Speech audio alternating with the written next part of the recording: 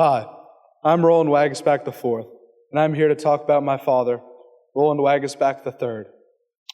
In 2006, country artist Rodney Atkins released a song titled, "Watching You." This song is a direct translation of my relationship with my dad. My whole life I've been watching my dad in an effort to be exactly like him. Every virtue and much of my personality I have learned from my dad. After all, I'm literally named after him.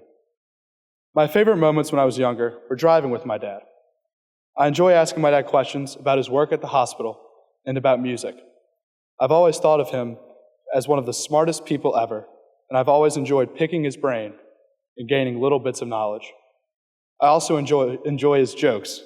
He tells the corniest, most dad jokes of all time. His go-to joke is, "Why did the hipster burn his mouth on pizza?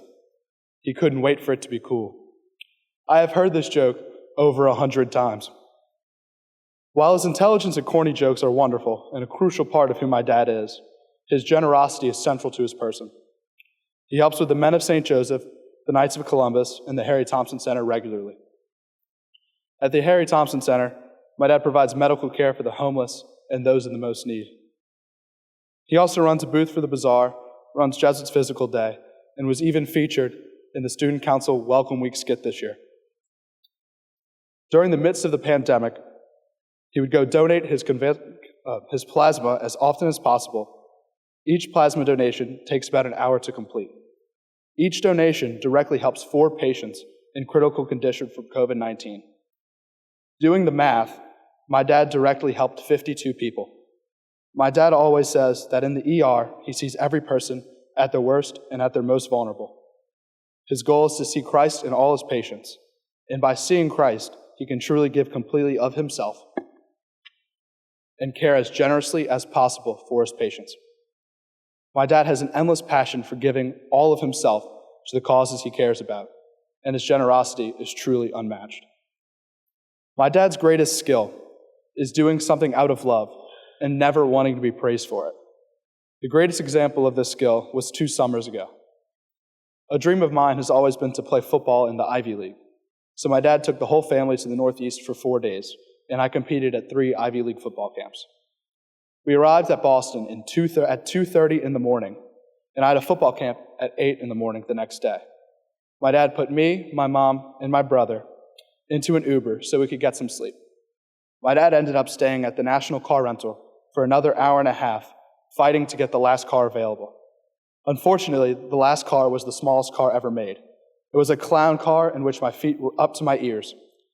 When I woke up to go to my first football camp, my dad was already up, and he had picked me up a Dunkin' Donuts croissant sandwich for breakfast. Doing the math again, he got less than 3 hours of sleep that night. After the camp, my dad drove the family to Connecticut. In New Orleans fashion, of course, in our time in Connecticut, the largest amount of rainfall in Northeast history poured down upon us. It was a monsoon.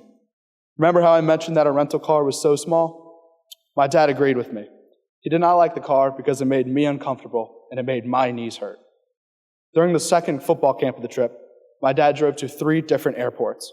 He did 7 hours of driving in hurricane level weather in places he had never been, just so I would be a little more comfortable. My mom proceeded to call my dad the trip MVP, an extremely deserving title considering all the work and sacrifices my dad did on this trip.